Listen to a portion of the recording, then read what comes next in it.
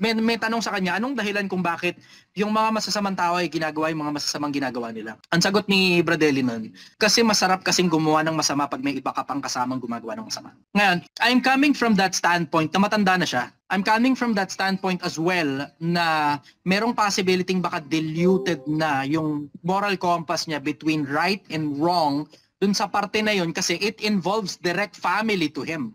Direct family yung involvement eh. Kasi andaling humatol, brother. Siguro ramdam nyo naman yun.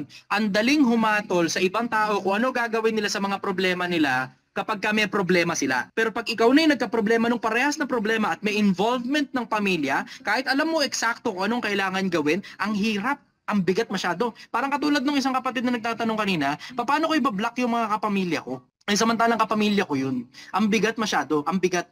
So naiintindihan ko yung ganung perspektibo ng matanda na baka kasi, alam mo yun, there's that level of practicality dun sa matanda na, gusto ito ni Yuli eh. Sige, pagbigyan ko na lang. Ganon, parang ganon yung dating eh. Do you feel na we are bad people? Masamang tao ba kami dito sa podcast? I think you people are hurt. Palagay ko nasaktan kayo. Nasaktan kayo. Yun ang pakiramdam ko. I don't think you are bad people. But ano ba kasi ibig sabihin ng bad people? Yung gumagawa ng kagaguhan. Opo. Gumagawa ba kayo ng kagaguhan? Bakit ko? Kayo na makakatulong sa sarili nyo. Pero ang pakiramdam ko, nasaktan kayo. And I say kayo kasi ako hindi naman ako kasamang nasaktan dahil matagal na ako sa labas ng FCGI. So kung ano man yung nangyari, nang wala na ako sa loob. Ganun nangyari. Palagay ko nasaktan kayo kasi syempre you have the reason to be hurt. Diretso, you have the reason to be hurt. Bakit? Kasi binigay niyo buhay niyo dun eh. Binigay niyo oras niyo dun. Binigay niyo ang serbisyo niyo dun. Binigay niyo yung pera niyo dun. Binigay niyo yung lakas niyo dun, yung talino niyo, and everything else in between. Thinking that this church will be able to save you in the future kapag dumating na yung galit ng Panginoon o bumalik na si Kristo. Diba? So naiintindihan ko yung konsepto na yun. Isa rin sa mga bagay na naiintindihan ko, yung konsepto na parang katulad ng tatay. Yung nung bata ka, yung tatay mo yung hero, 'di ba? Nung bata ka, yung tatay mo yung pinakamagaling sa lahat para sa iyo. And then when logical senses comes into play, tang-ina, putang ina, may diferensya pala tatay ko. Putang ina ng tatay ko. Tang-ina mo tay. Ganyan yun eh, 'di ba? Tapos magre-rebelde ka na sa tatay mo. Tapos gagawa ka ng mga bagay na hindi mo dapat ginagawa sa sarili mo at sa sistema mo, alang-alang sa paglabag mo sa lahat ng kautusan ng tatay mo. And then eventually, paglipas ng panahon, you become a father yourself. And then you realize na yung tatay mo, tao rin naman, kaparehas lang din natin lahat, na nagkakamali, nagkukulang. Tapos ipapalagay mo na lang na lahat ng mga bagay na nakita mo noon, nung bata ka, na ipinagkamali ng tatay mo, lahat yun ipinagkulang niya kasi tao rin siya na katulad mo. Ngayong tatay ka na. So there's this book, 2,000 taon na isinulat, 96 AD yung huling lag. Apokaliptiko, si Juan, ipinasulat para sa 7 iglesyang nangangalat. Yung 7 iglesyang nangangalat na yun, hindi na alam kung ano-ano yung statuses ng mga yon, basta merong mga taong pumupunta doon nakakabalita galing doon sa kung saan man at sa kung kailan man na panahon.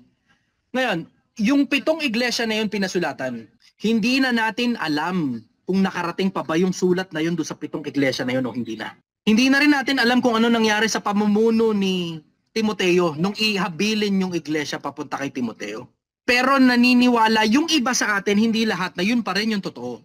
And then, 2,000 years after, may lumitaw sa Batista. Sa Batista, naglabas ng isang mangangaral na nagtayo ng sarili niya, Iglesia ni Cristo. Nung magtayo ng Iglesia ni Cristo, nagkaroon sila ng isa sa mga magagaling na debatista, ang kapatid na Perez. Lumabas. Paglabas, namatay ang kapatid na Perez pero merong 3 naiwanan. Si Soriano, si Lipita Gogulan, at saka si Maximino Nieto. Nag-flourish yung kay Soriano dahil sa hindi birong talino. Pumunta sa TV, pumunta sa radyo, tinalo lahat ng mga nakasabayan niya sa panahon ni Don Manolo Fabis. Tapos, paglipas ng ilang panahon, ang dating daan. Paglipas ng ilang panahon, tinalo yung iba't iba pang mga nakalaban dito sa Pilipinas at sa ibang bansa. Paglipas ng ilang panahon, namatay. Paglipas ng ilang panahon, may isang bagong namumuno. Paglipas ng ilang panahon, hindi na yun yung aral. Hindi yun yung aral na sinampalatayanan na huwag magtitinda ng alak at huwag iinom ng alak eh. Paglipas ng ilang panahon, hindi ganito yun eh. Yung matanda, hindi. And then, eventually, you will realize na lahat tayo, all 100% ng Kristyanismo dito, dito? Hindi ito yun eh. Lahat ito kalilitaw-litaw lang. Lahat ito bago. Yan, yung mga Kristyanismo na yan, lahat yan bago. All 100% of them, including the Catholic Church. Lahat yan bago. Lahat yan kalilitaw-litaw lang. Lahat yan, hindi yan yung grupo noon 2,000 years ago. Ano ngayon na meron? Lahat tayo kumokopya lang dun sa bagay na nabasa natin. Lahat tayo. Ngayon, may Diyos ba o wala? Di ko alam. Tama ba yung NCGI o hindi? Di ko alam. Basta ang alam ko, lahat tayo kumokopya lang sa kanila. Yun ang alam ko. Pero isang bagay ang sigurado ko. Ayokong magpakasiguradong walang Diyos kasi masyadong delikado yun. Magbabaka sakali pa rin ako na gumawa ng mabuti, na baka merong Diyos, baka merong kabilang buhay, baka may mga anghel, baka may kerubin, baka may serafin, baka merong milyon-milyon, bilyon-bilyong taon dun sa kabila, ang tawag nila walang hanggang buhay. Baka kasi sakali. Kung hindi ka naniniwala dun at gumagana naman sa'yo, then that's completely up to you.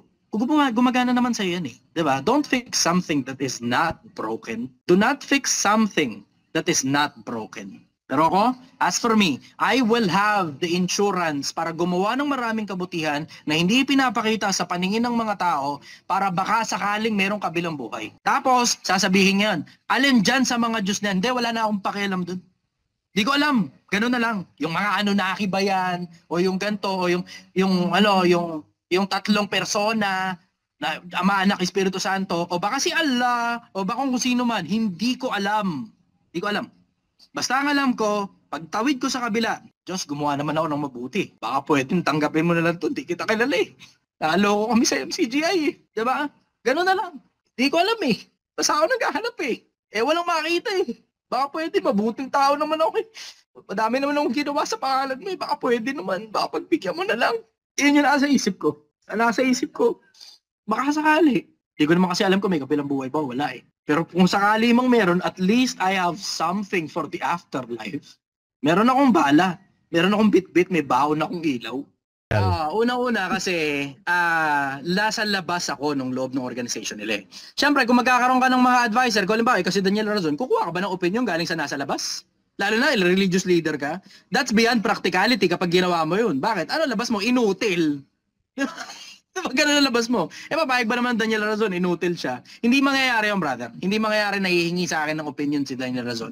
At saka, sino naman ako? I'm a fucking nobody. Siya religious leader siya eh. Malupit na businessman din at the same time eh. Tingnan mo, nakapamayagpag ang UNTV.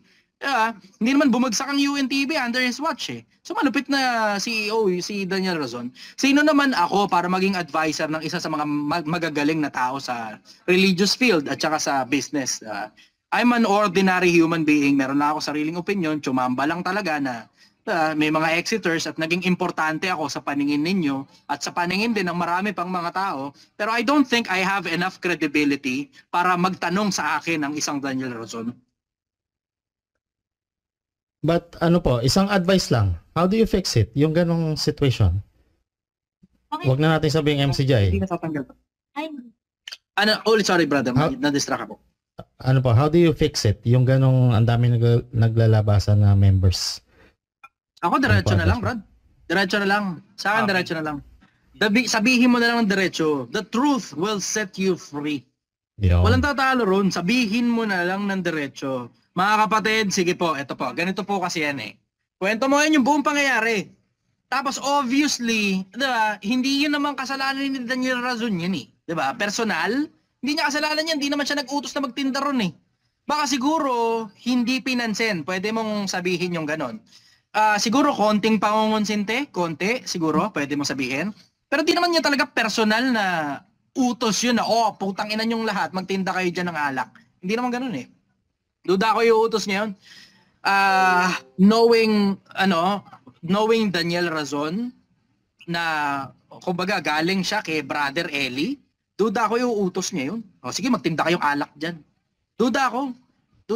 Siguro, alam mo, ito theory ko. And I may be wrong, ito theory ko. Ang theory ko, there's just too many things going on kay Daniel Razon. CEO siya ng isang malaking TV network, tapos marami siyang negosyo alongside.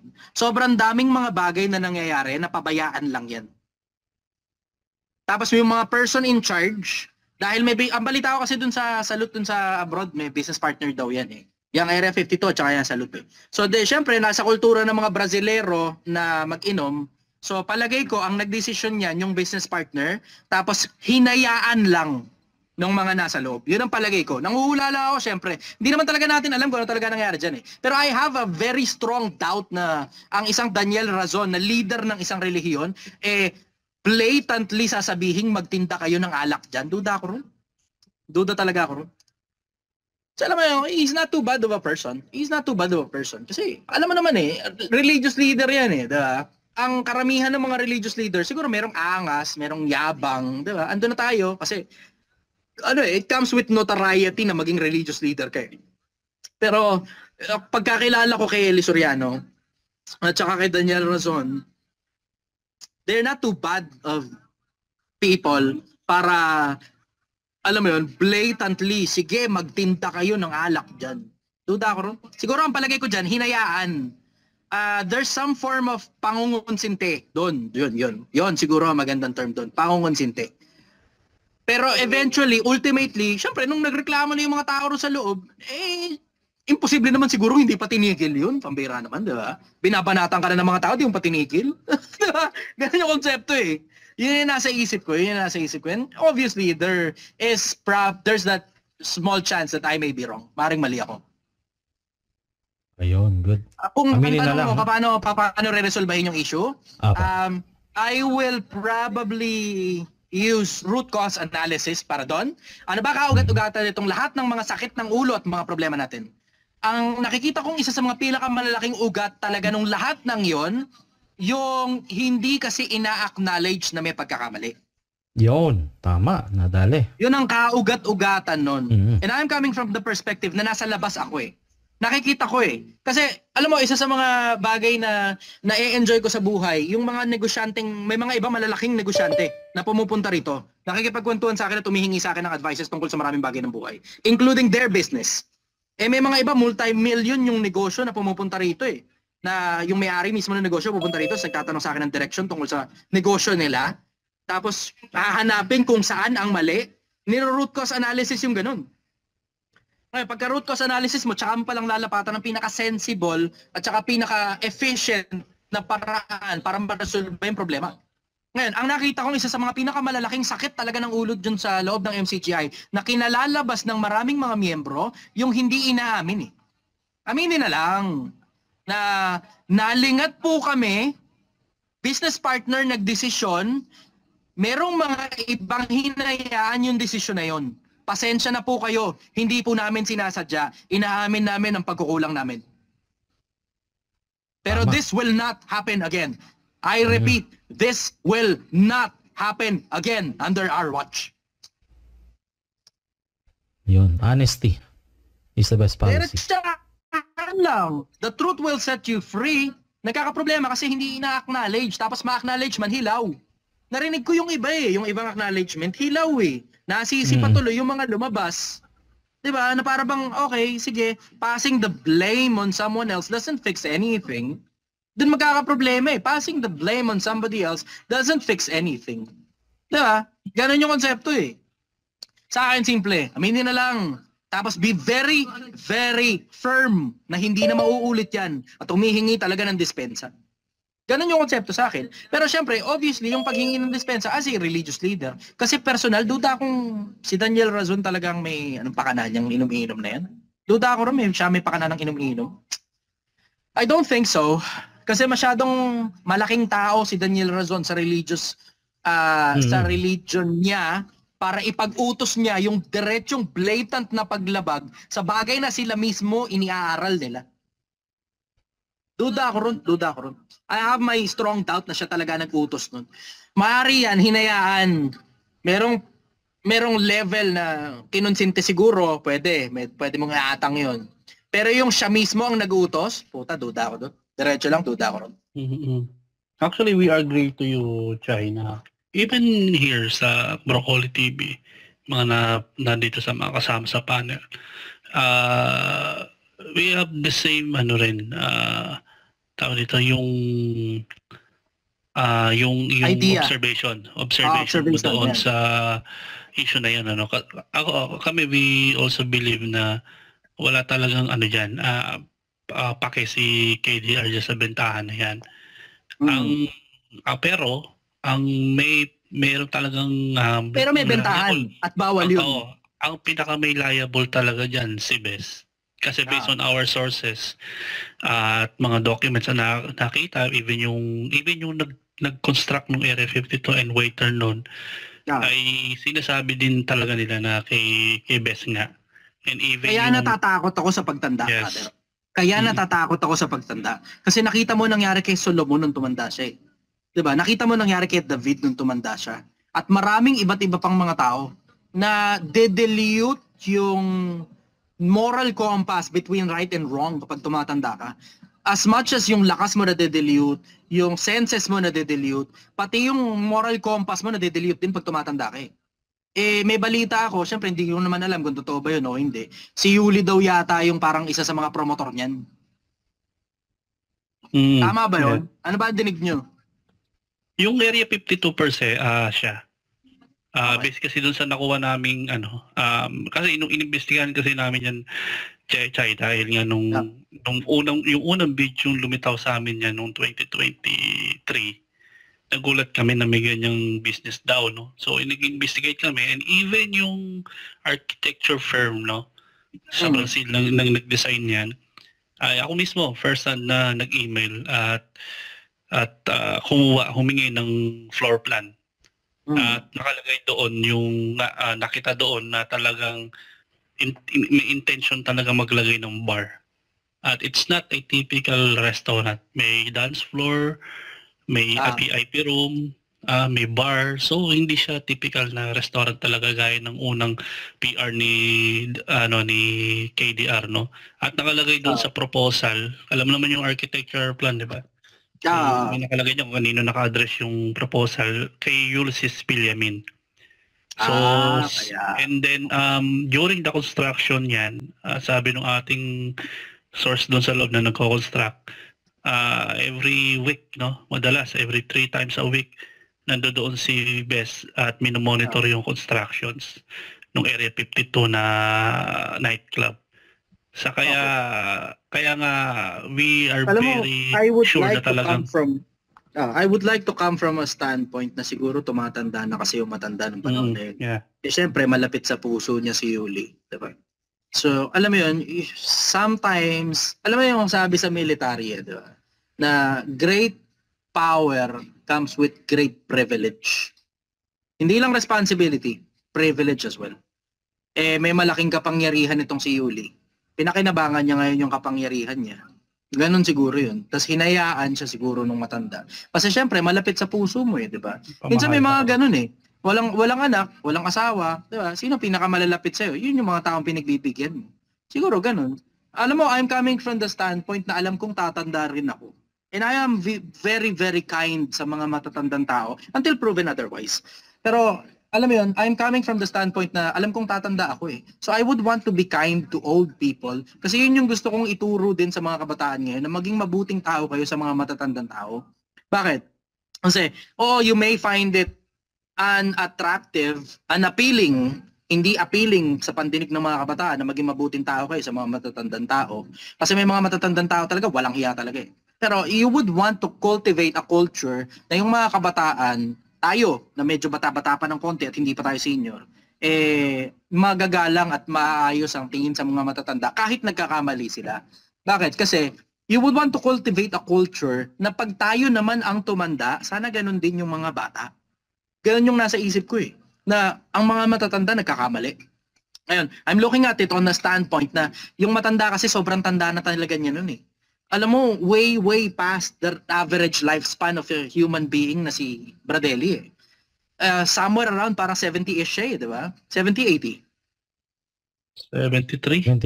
73?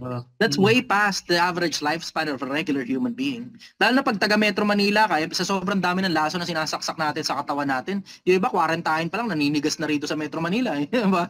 Nung panahon ng pandemya, napakaraming mga bata-bata medyo namatay na maaga ngayon, yung matanda, alam mo yun, matanda na siya Tapos, alam mo yun, ganun yung nasa isip ko na baka diluted na yung isip na meron siyang mga tao sa paligid niya na talagang, alam mo, he holds very dear na yung mga tao na yun, kahit nagkulang o blatantly may pagkakamali talaga, pinagtatakpan niya na lang yung pagkakamali. Kinukonsinti niya na, yun ang magandang term, kinukonsinti. Kasi pagka matanda ka kasi, ito narinig ko galing sa mga matatandang tao eh. Katulad halimbawa ng mga talagang alam mo yung mga matatanda na may mga apo na, diba pag may apo ka na kasi, yung apo mo gusto mong konsentihin eh. Yung para lang makuha yung pagmamahal ng mga maliliit na bata na yun. Although si Ulysses naman, di naman maliit na bata. Pero alam mo yun, para makuha mo yung pagmamahal ng mga taong nakapaligid sa'yo, there's that level of tolerance na pinoportray mo dun sa mga tao na yun, na as if when you two, dalawa kayo, gumagawa ng krimen at tinatago nyo yun sa iba, it's as if parang there's that certain level of satisfaction na nararamdaman mo na both of us are doing wrong. Naaalala ko, iniaral ni Ingkong yun minsan panahon sa mga nasa labas. Anong dahilan, may tanong sa kanya, anong dahilan kung bakit yung mga masasamang tao ay ginagawa yung mga masasamang ginagawa nila? Ang sagot ni Bradelli nun, kasi masarap kasing gumawa ng masama pag may iba ka pang kasamang gumagawa ng masama. Ngayon, I'm coming from that standpoint na matanda na siya. I'm coming from that standpoint as well na merong possibility baka diluted na yung moral compass niya between right and wrong dun sa parte na yun kasi it involves direct family to him. Direct family yung involvement eh. Kasi ang daling humatol, brother. Siguro ramdam nyo naman yun. Ang daling humatol sa ibang tao kung ano gagawin nila sa mga problema nila kapag may problema sila. Pero pag ikaw na yung nagka-problema ng parehas na problema at may involvement ng pamilya, kahit alam mo eksakto kung anong kailangan gawin, ang hirap, ang bigat masyado. Parang katulad ng isang kapatid na nagtatanong kanina, paano ko i-block yung mga kapamilya ko? Ay samantalang kapamilya ko yun. Ang bigat masyado, ang bigat. So naiintindihan ko yung ganung perspektibo ng matanda na baka kasi, alam mo yun, there's that level of practicality dun sa matanda na, gusto ito ni Yuli eh. Sige, pagbigyan ko na lang. Ganon, parang ganon yung dating eh. No, mali ito? Oh, mali. Pero hindi niya na siguro napag-isipan yung konsepto ng mali at saka tama nung panahon na yun eh. Kasi may direct involvement ng pag-ibig eh. Alam mo, sa pag-ibig, nabubulag ang mga tao in case hindi niyo napapansin. Nabubulag ang mga tao sa konsepto ng pag-ibig. May mga tao umiibig, hindi na praktikal. Baka iniisip ko, ganon yung pag-ibig ni Ingkong kay Yuli. Hindi na praktikal yung pag-ibig niya doon. Baka ganon. Gets nyo? Ako naman coming from the standpoint of human nature eh. Ang human nature kasi pag tumatanda ka na, mas nagiging emotional type of person ka rather than logical. Ngayon, oo, naririnig nyo, Chichester, putang ina, hindi biro ang logic. Pero alam ko rin yung darating yung panahon na pag tumanda ako, sana wag nang loobin ng Panginoon na tumanda ako. Alam ko na magiging emotional ako. Alam ko yun, nararamdaman ko. Ngayon, nararamdaman ko na eh. May mga bagay akong desisyon ko dahil lang emotional ako. Pero napaka-minimal. Yun ang sobrang swerte ko. Sa ngayon, dahil bata-bata pa ako, very minimal yung decision ko na based on emotions. Ang karamihan ng mga decision ko based on logic, based on practicality. Pero ngayon nararamdaman ko may mga bagay talaga na hindi nagme-make sense eh. Yung alam mo yung when you zoom out, tangina mo Chester, nagme-make sense ba yung isang decision na ginawa mo sa negosyo? Ganun ako sa sarili ko eh. Binupulis ko sarili ko in case di nyo alam. Merong ganung konsepto na pulisin mo na yung sarili mo para hindi ka na kailangan pulisin pa ng ibang tao or worse, merkado yung sasampal sa'yo. Lalo usaping negosyo. Ganun eh. Merong ganun sa isip ko na baka kasi ang dahilan nung Area 52 dahil matanda na yung matanda kaya kinonsinti niya na lang yung mga taong mahal niya. Yun ang nasa isip ko. When we grow older, we will probably understand.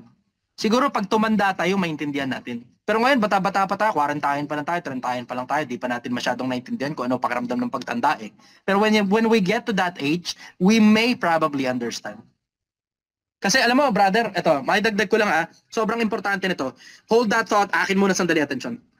Isa sa mga pinakamalalaking bagay na natutunan ko sa buhay, yung lalawak ang pananaw mo as you grow older. What age takes away from your beauty, it gives back to your wisdom. What age takes away from your beauty, it gives back to your wisdom. Habang tumatanda ako, nararamdaman kong nagiging mas matalino ako at mas lumalawak yung perspektibo ko tungkol sa buhay. You are welcome to say na hindi, Chester, nabasa mo lang naman sa mga libro yan. You're also welcome to say na hindi, Chester, narinig mo lang naman yan galing sa iba't ibang mga tao eh.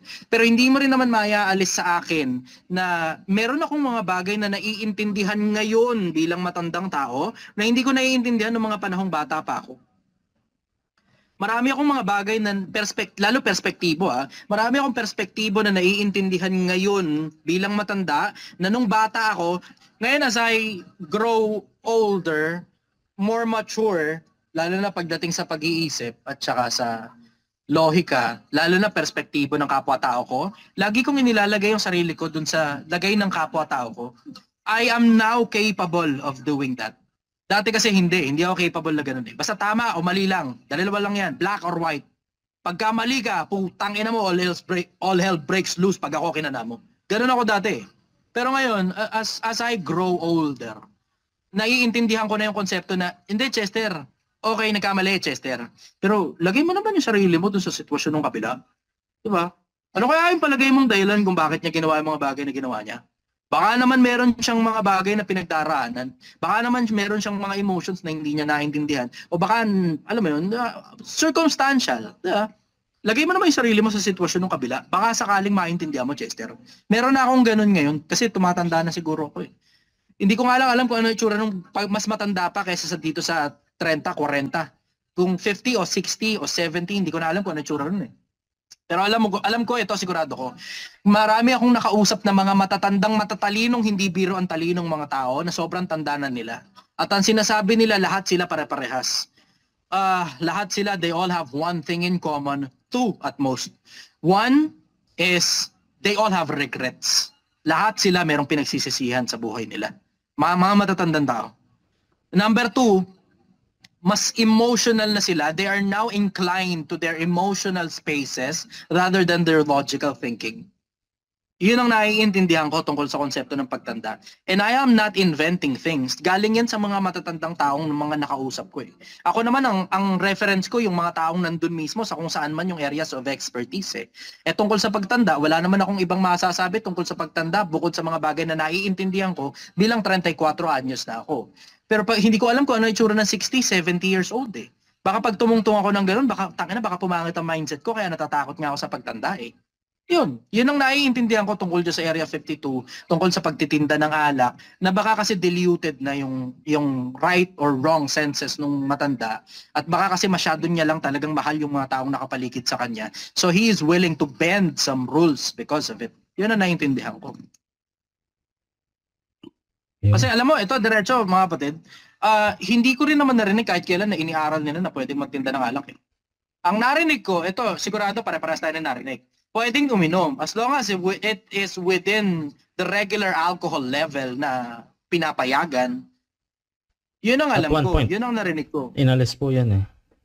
Kung ilang percent man yun, hindi ko na alam. Basta ang alam ko, minsan panahong pinapayagan yun. Yun ang sigurado ko. Pero in fairness naman sa kanila, hindi ko narinig na iniaral nila na pwedeng magtinda ng alak. Hindi ko narinig yun kahit kailan. Yun. So ang palagay ko, he's bending rules for his loved ones, pero hindi niya ginawang aral yun sa kapatiran. Yun ang sigurado ko.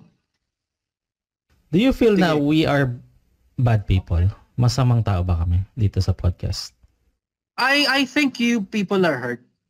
Palagay ko nasaktan kayo. Nasaktan kayo. Yun ang pakiramdam ko. I don't think you are bad people. But ano ba kasi ibig sabihin ng bad people? Yung gumagawa ng kagaguhan.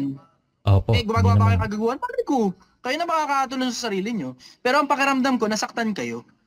And I say kayo kasi ako hindi naman ako kasamang nasaktan dahil matagal na ako nasa labas na FCGI. So ano man yung nangyari nang wala na ako sa loob. Ganun nangyari. Palagay ko nasaktan kayo kasi syempre you have the reason to be hurt. Diretso, you have the reason to be hurt. Bakit? Kasi binigay niyo buhay niyo dun eh. Binigay niyo oras niyo dun. Binigay niyo ang serbisyo niyo dun. Binigay niyo yung pera niyo dun. Binigay niyo yung lakas niyo dun. Yung talino niyo. And everything else in between. Thinking that this church will be able to save you in the future kapag dumating na yung galit ng Panginoon o bumalik na si Kristo. Diba? So naiintindihan ko yung konsepto na yun. Isa rin sa mga bagay na naiintindihan ko, yung konsepto na parang katulad ng tatay. Yung nung bata ka, yung tatay mo yung hero, 'di ba? Nung bata ka, yung tatay mo yung pinakamagaling sa lahat para sa iyo. And then when logical senses comes into play, putang ina, may diferensya pala tatay ko. Putang ina ng tatay ko. Tang ina mo tay. Ganyan yun eh, 'di ba? Tapos magre-rebelde ka na sa tatay mo. Tapos gagawa ka ng mga bagay na hindi mo dapat ginagawa sa sarili mo. at sa sistema mo, alang-alang sa paglabag mo sa lahat ng kautusan ng tatay mo. And then eventually, paglipas ng panahon, you become a father yourself. And then you realize na yung tatay mo, tao rin naman, kaparehas lang din natin lahat, na nagkakamali, nagkukulang. Tapos ipapalagay mo na lang na lahat ng mga bagay na nakita mo noon, nung bata ka, na ipinagkamali ng tatay mo, lahat yun ipinagkulang niya kasi tao rin siya na katulad mo. Ngayong tatay ka na. Ngayon nakikita ko nandun kayo sa level of retaliation eh. Masasamang tao yung mga putang inang yan, niloko tayo. Bakit? Hindi parehas ang diwa oh. Ano nangyari? Bawal magbenta ng alak. Bawal mag-inom, pero nagtitinda sila. Naintindihan ko yun eh. Naintindihan ko yung panig na, putang ina dapat binayaran tayo sa lahat ng mga pinagtrabaho natin ah. Hindi tayo binayaran. Ba't nagkaganon? Diba? Naintindihan ko yun. Naintindihan ko yung konsepto na yun. Naintindihan kong nasaktan kayo. Naintindihan kong masakit sa damdamin ninyo na bumukas sa inyo yung isang pinto ng karunungan na this is not what you think it is.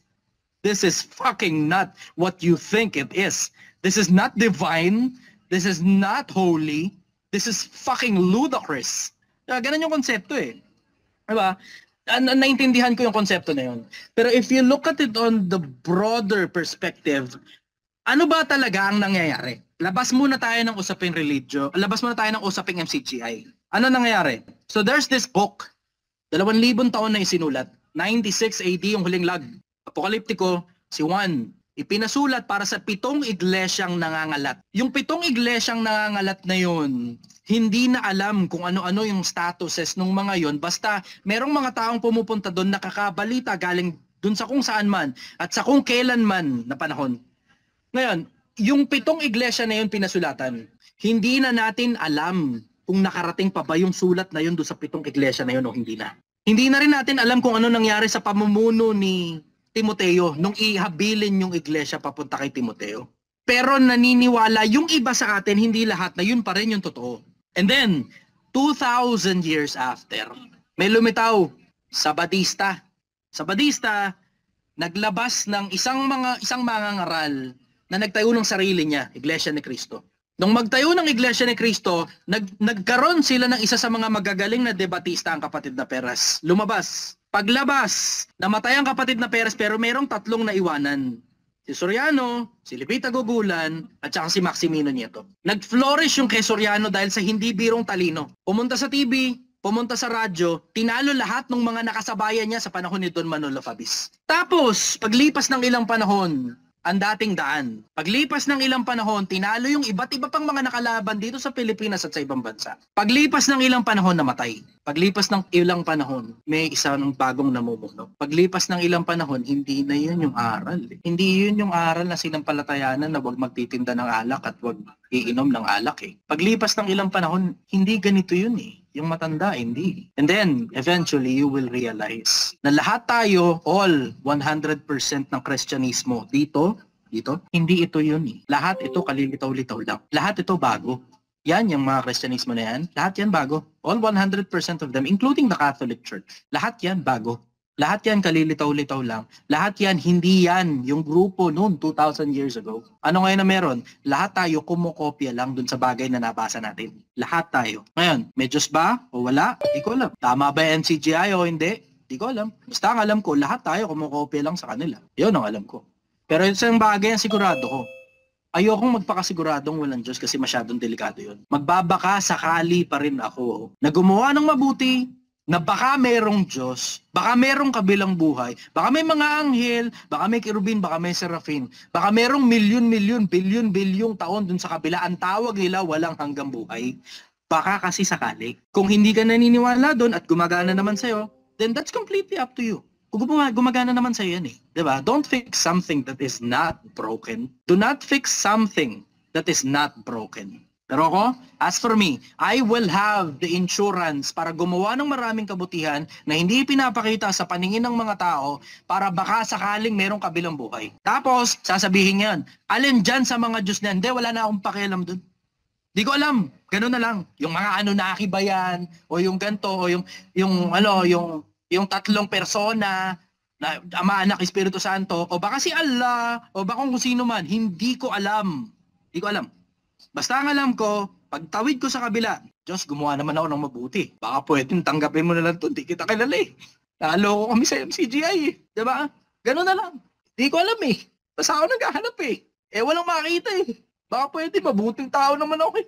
Madami naman akong ginawa sa pangalan mo eh. Baka pwede naman. Baka pagbigyan mo na lang.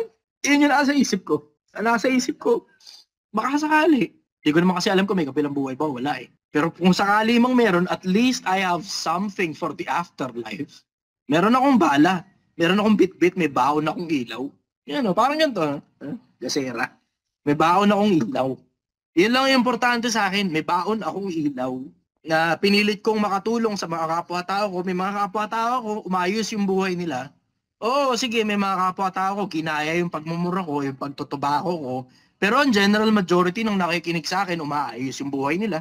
Yun yung nasa isip ko. Kaya nga hindi ako nagpapabayad eh. Bakit? Kasi konti lang yung may kapasidad magbayad eh. Edi sige, libre na lang para sa lahat. Ganun na lang, libre na lang para sa lahat. Pag negosyo, ayusin natin negosyo mo, yan, papabayad ako sa'yo. Pero kung magtatanong ka sa akin tungkol sa spiritualism, hindi ako papabayad sa'yo, hindi ko wala kang pera mo. Ang gusto ko lang makatulong sa kapwa-tao. Yan ang gusto ko.